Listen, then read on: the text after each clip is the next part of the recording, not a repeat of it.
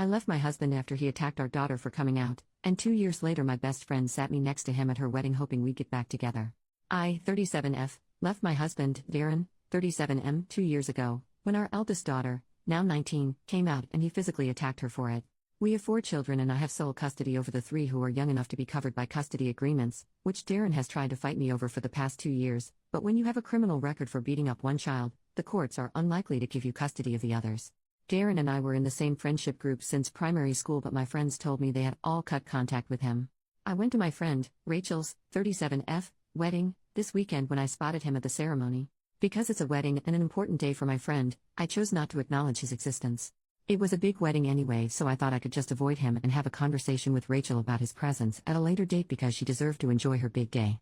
However, when I was looking at the seating plan for the reception, I saw both of our names, one after the other.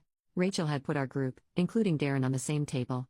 My 2 other friends from this group convinced me to take my seat because we hardly get to see each other anymore, promising that they had no idea why Darren was invited and vowing to make him regret being born if any drama started. Darren sat next to me, greeted me with a "hey babe," as if we were still together, and I could not cope with being in his presence. All I could think about was desperately trying to restrain him while my second eldest called the police. I downed my glass of Prosecco and walked to my hotel. Yesterday, I got a message from Rachel saying that her mom asked her to invite Darren and Rachel said yes because her parents were paying for most of the wedding. Rachel's mom is Darren's godmother. I asked her about the seating plan and, again, she said that was her mom's doing because she was adamant that there was a potential for us to get back together. She apologized for not telling me, saying that she thought I wouldn't go if I knew, which is true, I wouldn't have come. I have not replied to that message and I don't plan to. As much as I don't want to give up on an over 3-decade-long friendship, I can't get past this. Relevant comments. Commenter. Also screw any friends who convinced her to stay and actually sit at the table. Why the hell didn't any of them at least offer to swap seats so she didn't have to sit next to the piece of crap that she should probably have a restraining order against?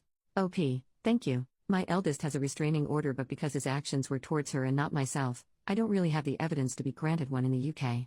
Commenter number 2, I assume, since Rachel is from the friend group, that she knows what he did. I also assume, because you've been friends for 30 years, that she knows your children. If these 2 facts are true, then she needed to protect you. This was unforgivable in my opinion. OP, yeah, my children call her their auntie and she and her husband helped me pack up our lives after what he did. I still can't wrap my head around why she didn't even warn me. OP on her reaction, I was very mindful of the fact that my ex is still trying to drag me through the courts for access to my 3 younger children, and if I reacted how I wanted to, it could be brought up further down the road, otherwise, I wouldn't have been so quiet. Commenter number 3, you're a badass, and I hope to be the type of mom you are. You did the right thing. You respected your friend's wedding.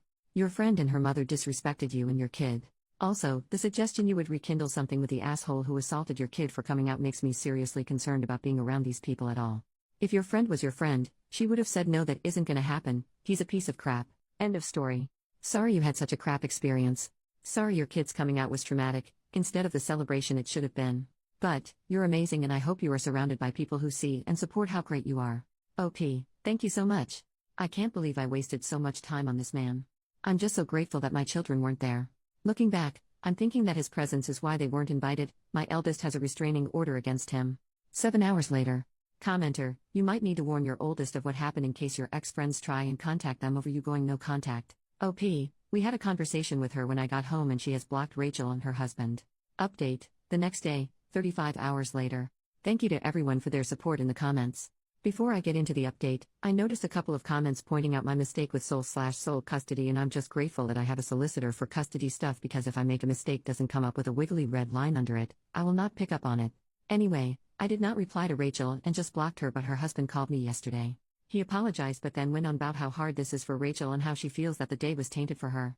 I told him that how she sees her day is not my responsibility and I ended up blocking him as well. I talked to one of the members of the friend group and he apologized for convincing me to even sit down at the table.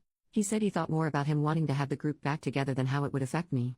He then told me about how Darren told Rachel's family members who asked where I was that me seeing him reminded him too much about our son who died 2 years ago and I had to leave. He was referring to my daughter, who is a, very much alive, trans woman. Apparently no one in the group attempted to correct him, so I have just removed myself from our group chats and am going to try to make better friends. Also, thank you to the people who wished my daughter well. She wanted me to say that she really appreciates it and she is starting to thrive, despite the mental scarring and tinnitus her sorry excuse for a father gave her. I could not be prouder of how far she has come in her journey and, in September, she will be the first person in my family to go to university. She is taking a page out of the Petty Queen's book and getting her revenge with a life well lived. Relevant comments. Commenter, what do your other kids think why they can't see their dad? OP, my second eldest saw what he did and the younger two saw the state he left their sister in. They were 7, 8 and 11 at the time, so they were old enough to be aware of the situation. They do talk about missing having a dad sometimes, but they don't feel safe around him, and my second eldest is petrified of him. Commenter number 2, that's horrifying. I grew up witnessing violence in my home, and that stays with a person. Have you considered counseling for the family? OP, I'm so sorry you had to go through that. They're all in individual therapy through the NHS and their schools, but I will try to get us a referral for family counseling.